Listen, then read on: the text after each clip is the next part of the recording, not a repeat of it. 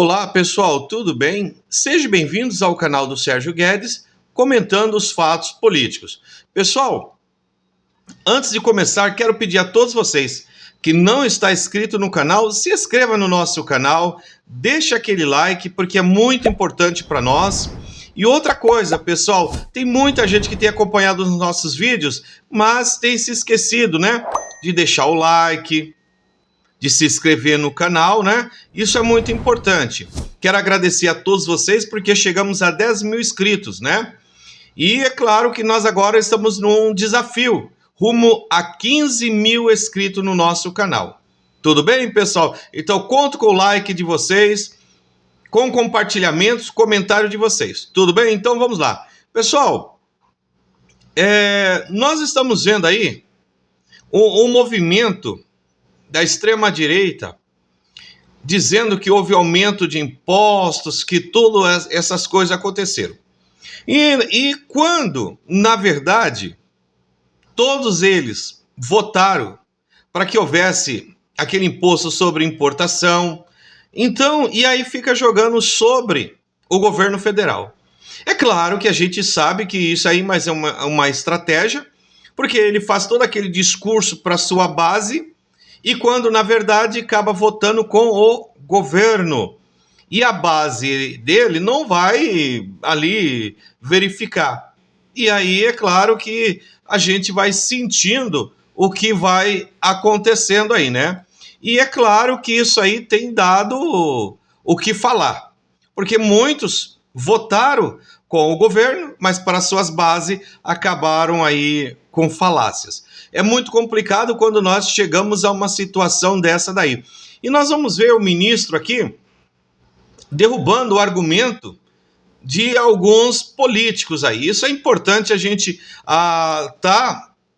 acompanhando. Vamos lá, pessoal. Presidente, ministro Haddad, o deputado Paulo Guedes disse aqui mais cedo que eu não estava presente, provavelmente estaria satisfeito com a economia do governo PT. Não estou satisfeito com a economia do governo PT. Está 3 comissões ao mesmo tempo, deputado. E gosto muito do Twitter de Vossa Excelência, porque Vossa Excelência é o Paulo Guedes do PT e coloca lá, Paulo Guedes do bem no Twitter. Eu quero questionar aqui o ministro Haddad em relação, principalmente, a esse modelo que foi desenhado pelo governo, foi enviado para o Congresso Nacional e aprovado pelo Congresso Nacional, não aos moldes do que o governo queria, é verdade, mas ainda assim foi aprovado um arcabouço fiscal baseado na arrecadação, né?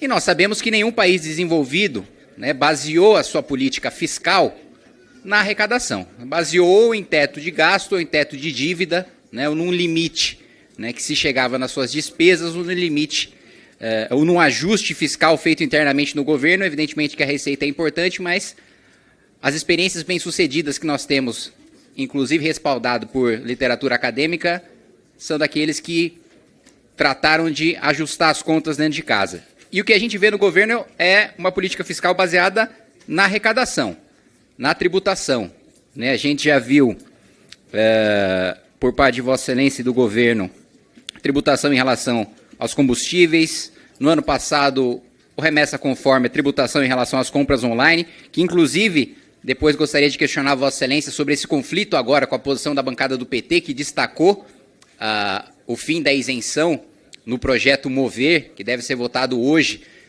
Eu acompanhei na semana retrasada uma briga entre o posicionamento do governo e o posicionamento do PT. E aí eu queria, posteriormente, questionar a Vossa Excelência em relação a isso, como é que ficou o posicionamento, no final das contas, em relação à taxação de compras online do Ministério da Fazenda, comandado por Vossa Excelência. Também tivemos tributação de painéis solares, também tivemos aprovação aqui, com apoio do governo, da alíquota progressiva do ITCMD. Agora também, nessa semana, tentativa com apoio do governo de se pautar a taxação de redes sociais e de serviços de streaming.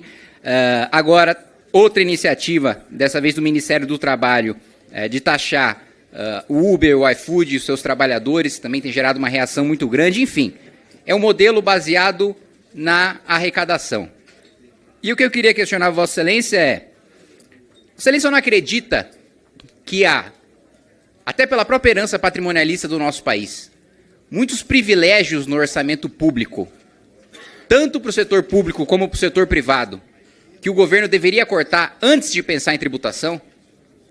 Vossa Excelência não acredita que, por exemplo, e o que eu acho curioso nas exposições de Vossa Excelência e também nas falas do presidente Lula em relação à economia e seus mandatos passados, é que eles apagam completamente a existência dos mandatos da presidente Dilma.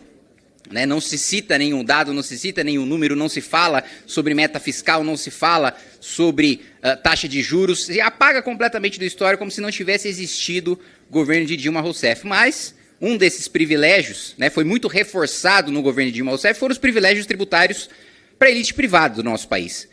Né, para os grandes empresários privados amigos do governo que sempre obtiveram, apesar das críticas do PT às elites no discurso, na prática o que a gente viu foram governos petistas fazendo alianças com essas elites, inclusive com suspeitas de corrupção, de conluio, de cartel, né, de formação de oligopólios e a concessão de privilégios no orçamento público para essa elite privada. E a maior parte desses privilégios foram concedidos durante os 2 mandatos do governo Dilma. Por que não rever esses privilégios tributários, para não falar nos regulatórios e todos os outros, que são concedidos para esses grandes empresários do nosso país, principalmente reforçados esses privilégios concedidos pelos mandados do governo Dilma, antes da gente pensar em aumentar a tributação para a população? E no setor público a mesma coisa. Mas é engraçado quando ele traz esse comentário, porque o governo quis cortar aquela benéfica, né, aquele benefício que dava para alguns setores da economia para gerar emprego. E nós vemos que foram grandes empresários, grandes setores. Né? Isso aí ele não fala, porque quando quiseram tirar esses privilégios, né, e eles não aceitaram em hipótese alguma que fosse revisto essa questão. Outro detalhe, se você vê a situação, às vezes eu converso com o pessoal do Uber, né? O pessoal que trabalha, a gente chama o carro de aplicativo, o carro vem, e você começa a conversar. Quer dizer, se você vê, se um motorista daquele ficar doente, se ele ficar impossibilitado de trabalhar, como é que ele vai ter os seus dividendos? Como é que ele vai receber? Como é que ele vai manter a família dele? Então é uma questão da gente se pensar. Porque o motorista de Uber trabalha mais de 10 horas por dia. Então, se tem um carro alugado, ele vai pagar o aluguel do carro, vai pagar combustível. O que sobra para ele? Isso aí, essas coisas não são comentadas. Os entregadores aí que nós vemos aí, gente, é cruel o valor que eles recebem para entregar. E claro que tem que ser muito rápido para poder entregar as encomendas. Outro detalhe, corre o risco até de perder a vida. Se um motoqueiro desse cai, Deus o livre guarde, tem uma fratura de perna, sei lá, alguma coisa do gênero, quem é que vai amparar esse trabalhador? O pessoal foi contra, foram extremamente contra, os deputados acharam que o governo estava errado. Só que a gente tem que imaginar o seguinte: quem vai amparar esses trabalhadores mais para frente? Se ficar doente, vai ter um auxílio da questão? Não. Então a gente precisa olhar. E a elite, nós temos isso aí, gente. Todo recurso nosso vai para tratar essa elite.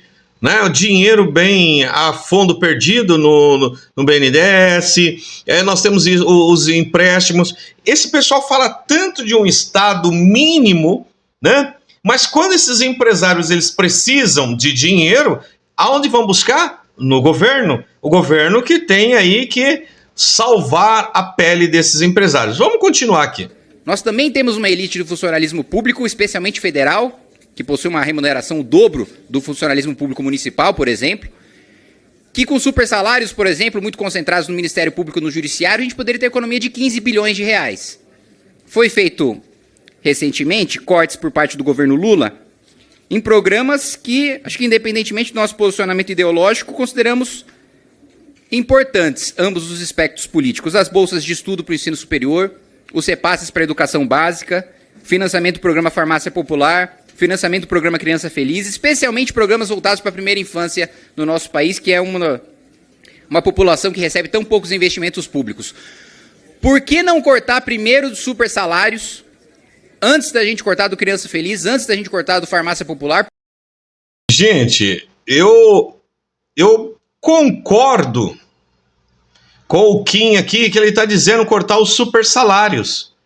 Mas nós tivemos uma recente reforma da Previdência Social, e o que acontece? Poderia ter tirado esses privilégios, e era do governo que ele fazia parte, e que ele votou pela reforma. Então, quer dizer, por que naquele momento não fizeram as devidas correções? É um absurdo os salários que são pagos, isso aí, sem sombra de dúvida. Quer dizer, você vê até um magistrado, um desvio de conduta dele, ele vai se aposentar com o mesmo salário que ganha na ativa. Então é um absurdo, né? Isso aí é um absurdo, eu concordo com ele.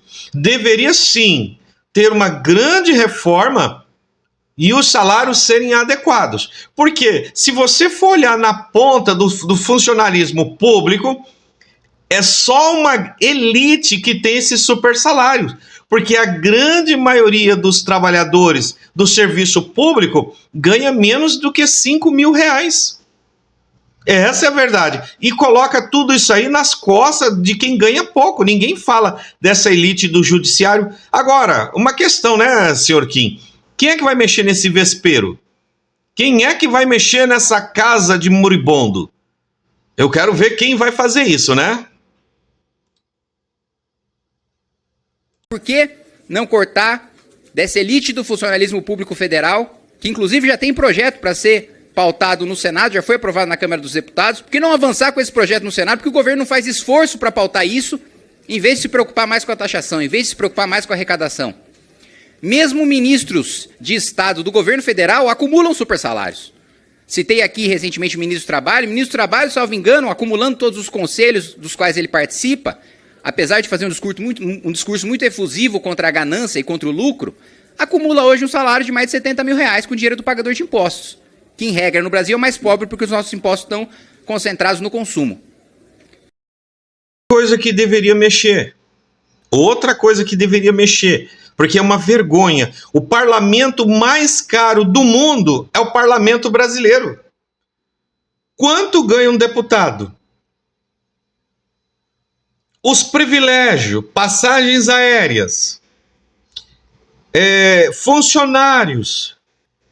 Então, quer dizer, eles têm muito privilégios. Deveria também fazer um corte aí no Congresso, no Senado, diminuir os custos. Iria nos ajudar muito, muito mesmo. Porque são passagens aéreas, eles ganham para manter escritórios, né, nas suas bases eleitorais, tem funcionário, gasolina, eles têm tudo. Auxílio paletó, auxílio moradia, auxílio creche, gente, enfim, é muito privilégio que esse pessoal tem.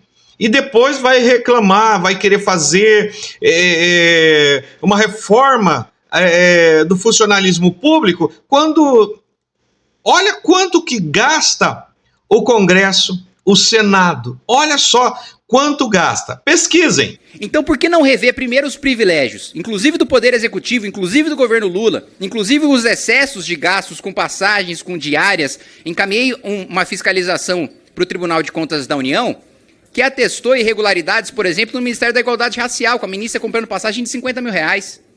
Fora do que determina o regulamento, fora do que determina a legislação. Por que não cortar os privilégios primeiro? Da elite do funcionalismo público e da elite da iniciativa privada, que sempre foi parceira dos projetos de poder do PT, apesar dos seus discursos contra as elites.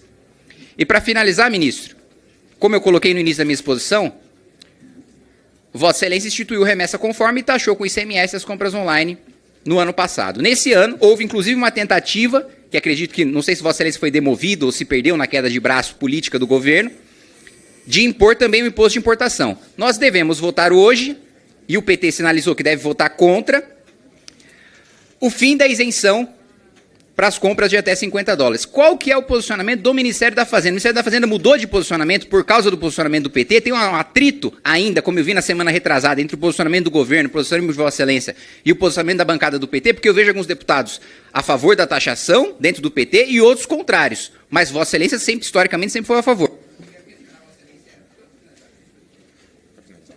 Para finalizar. Questionar Vossa Excelência em relação ao posicionamento do Ministério da Fazenda na tributação das compras online, da cobrança especialmente do imposto de importação.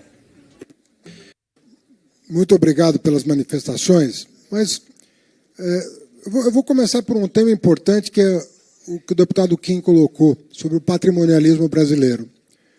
O patrimonialismo é exatamente esse processo pelo qual grupos de interesse se apropriam, né, de uma parte do orçamento público por várias maneiras.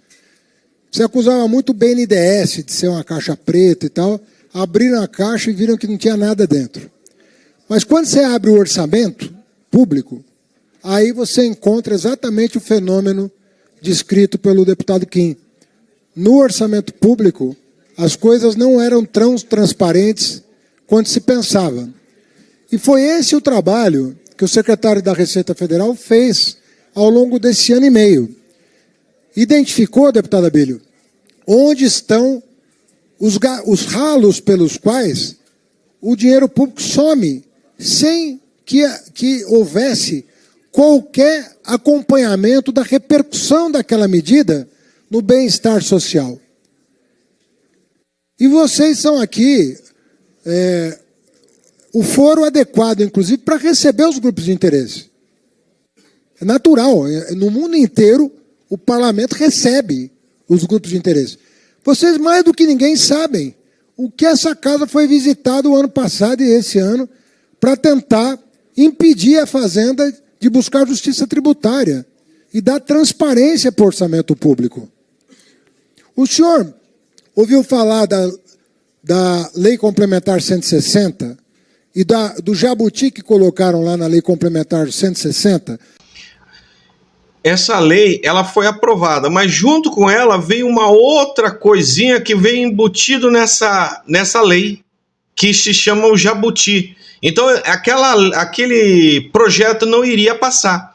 Então, emenda um no outro e é aprovado. Acabou. Então, isso aí é que se trata do jabuti. É uma linguagem interessante. O projeto de lei, ele não passa. Mas tem esse outro projeto. Esse aqui passa. Então, emenda um projeto no outro e pronto. Passou, foi aprovado. É esse aí que é o tal jabuti. Estava custando aos cofres públicos 60 bilhões de reais. Quem é que achou o jabuti? Foi a equipe do Barreirinhas. Quem é que matou e assou o jabuti? O Congresso Nacional. Assim que nós expusemos o problema, vocês trataram de resolver o problema. Mediado, tudo bem, com negociação, mas isso representou uma acomodação do orçamento público em outro patamar. Os fundos fechados, deputado, que não pagavam zero de tributação, não era o jabuti, era uma jabuticaba, que só tinha no Brasil. A não taxação dos fundos fechados, dos fundos offshore. Toda a OCDE tributa fundos fechados e offshore. Ou seja, é um dinheiro que está depositado fora, que tem recebimento, e esse recebimento, os lucros que recebem, não são tributados. Agora, se você olhar, quem tem esses fundos aí não é o pobre, é o rico, é o milionário brasileiro. Tá entendendo? Alguns milionários brasileiros que tem, não é todo o povo brasileiro. Bets que o senhor manifestou, esses jogos online, o senhor está defendendo isenção de jogo? Quer dizer, não só o senhor está defendendo a permissão dos jogos, mas o senhor quer que seja uma atividade incentivada pela não tributação? Será que o senhor está no juízo perfeito? Não é possível alguém, deputado Túlio, defender, né, tem toda uma bancada evangélica que com legitimidade defende que as pessoas não joguem. O deputado Kim vai além. Ele quer incentivar o jogo pela não tributação. Presidente. É um fenômeno novo, que é a não tributação dos jogos de azar Quando alguém me imputa uma Deputado, falsa opinião... Deputado, Veja bem, deputado, respeita deputado a Kim. fala do ministro. Eu Não, tenho tá, direito de me deputado Kim, defender. deputado Em nenhum Kim, momento, ministro. o Só para ministro- esclarecer, o em ministro- nenhum momento eu deputado falei Kim. de aposta. Deputado foi o Kim, deputado peraí. Felipe, né? Foi o deputado Felipe. Só tem razão. Não. Eu ia fazer. É do seu partido ou não? Não, né? Não. É de outro partido. Isso. De qual partido é o deputado Felipe? O deputado Felipe é do PL. Do PL. Me perdoa. É o PL que está defendendo, estranhamente, né? Eu ia fazer. Está defendendo que os jogos não sejam tributados. Peço à bancada evangélica que preste atenção nesses depoimentos. O deputado Abílio me acusa de gostar de livro, filme e música. Agora vocês observem bem, espero que a bancada evangélica não vá votar para que haja liberação dos jogos, porque é uma coisa que o PL quer. Esperamos que a bancada evangélica faça, né, brilhar, né, essa decisão de não aceitar o jogo, porque isso é uma coisa que destrói. Deputado, eu gosto da cultura. Eu sei que o bolsonarismo tem dificuldade com as artes. Vocês têm. Vocês não gostam. Coitado do Abílio Diniz, mexeu, cutucou a onça com vara curta. Agora vai ter que escutar. Porque o bolsonarismo é contra, sim, a Lei Rouanet, né? Porque quando você vai ver o que é a Lei Rouanet, então existe um financiamento privado. Esse financiamento não é do governo. E eles pintaram e bordaram a Lei Rouanet, fizeram um carnaval. E sem essa lei, porque quem faz esse financiamento, né, são empresários que depois, né, têm descontos em impostos. E essa Lei Rouanet ajuda muito o teatro, os shows, gera emprego. Tá entendendo? É a arte. Então é muito difícil quando um país quer matar a arte, né? Não gosto. Mas vocês vão ter que aprender. É só música que ele gosta, Vocês vão ter que aprender a respeitar um dos maiores patrimônios do país. Por favor, deputado Abílio, não vamos interromper a palavra do ministro. Eu ouvi o Falsa senhor. acusação, Eu ouvi Deputado o Abílio, por senhor. favor. Eu ouvi cada coisa do senhor, deputado. Ouve alguma coisa de mim. Os senhores, se não fosse o Congresso Nacional botando goela abaixo do governo 2 leis de apoio à cultura, a cultura tinha morrido no Brasil durante a pandemia. Vocês quase acabaram com a cultura brasileira, que é um dos maiores patrimônios desse país. Vocês não gostam de livro. Tipo a Madonna? Vocês não foi. Tipo o show da Madonna? Deputado Abílio. Deputado, isso não é problema seu, não vai no show da Madonna. Quem Deputado gosta Abílio, vai. por favor, deputado Abílio. O senhor tem que aprender que a diversidade cultural é parte da cultura. Uma cultura que seja... O senhor gosta de monocultura, só que o senhor gosta. Mas nem todo mundo é obrigado a ter o mesmo gosto que o senhor. Claro. Que eu nem sei qual é.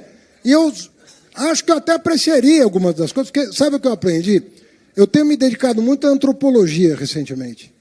Porque eu olho para o senhor do ponto de vista antropológico, respeitando o seu ponto de vista, tentando entender o seu pensamento, o seu raciocínio, com grande dificuldade, mas em apreço ao seu mandato e em respeito ao seu posicionamento. Não faz sentido o que o senhor está dizendo. Você atacar a cultura desse jeito, goste dos seus discos, dos seus filmes, deixa o povo gostar de outro. Qual é o problema? Tem que todo mundo gostar do que o senhor gosta? Essa coisa que vocês falam, do remessa conforme, é um negócio... Eu queria fazer coro aqui. É uma irresponsabilidade tratar um assunto sério dessa maneira. Você tem aqui todas as confederações da indústria e do comércio pedindo um debate sincero sobre o tema. Vocês estão desprestigiando as lideranças sindicais, patronais e de trabalhadores. Vocês não querem debater esse assunto? Vocês não acham sério esse assunto? O mundo inteiro está debatendo esse assunto porque é uma nova realidade. Essa questão dos aplicativos, dos marketplaces, é uma nova realidade e nós temos que estudar isso, ver a repercussão econômica disso. Vocês querem ideologia? E aí é claro que o pessoal vem para o Brasil e ganha muito dinheiro, porque com a ajuda de alguns políticos dentro do Congresso, vai favorável a eles, né? Isso aí, para eles, beneficia muito, né? O debate Isso é ruim. Vocês passaram pano para contrabando, estimularam o contrabando. O deputado Kim não sabe que o ICMS é um imposto estadual? O senhor sabe que é um imposto estadual. Só devia estar criticando os governadores que estão cobrando, se o senhor é contra. Eu sou a favor do que eles fizeram e agradeci aqui os governadores por terem no âmbito do CONFAS tomado uma medida corajosa. Mas o ICMS que é cobrado dos marketplaces é estadual, não é federal. O senhor está querendo botar na conta do governo federal um imposto estadual. Na minha opinião, decisão correta que os governadores tomaram. Vocês observam aí que traz como se o governo federal ele fosse responsável aí, né? Ele fosse responsável por o ICMS. Cada estado tem seu ICMS e ele é cobrado sobre serviço, né? Então não dá para colocar isso aí na conta do governo. Pessoal, chegamos aqui ao final, né? Quero pedir a vocês, se não se inscreveu, se inscreva agora, pessoal. Deixa o like de vocês, porque isso é importante. E nós estamos rumando a 15 mil inscritos. Então eu conto com o apoio de todos vocês, tá, gente? Então não esqueça, estou contando com o apoio de vocês, porque nós estamos chegando aí perto e eu preciso dessa ajuda de vocês aí, o canal precisa. E até o próximo vídeo, se Deus quiser.